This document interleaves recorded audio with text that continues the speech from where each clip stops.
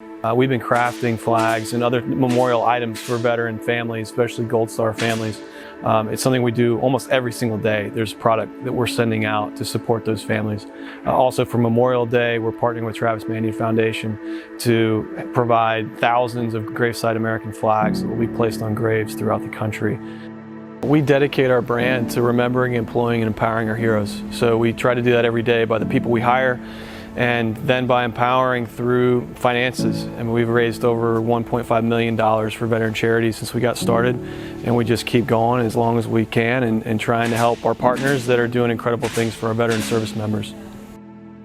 I was in the Army for 3.5 years. I was stationed down in Fort Benning, Georgia. And after I did that, I volunteered to go overseas to Afghanistan as a contractor for a year-long deployment in Kabul. It feels like I'm back in the military as far as how people carry themselves here, the jokes and stuff like that. So it's not far from the military itself. There's camaraderie, there's friendship, there's a family. Everything is still there. The only thing that's missing is we don't wear uniform.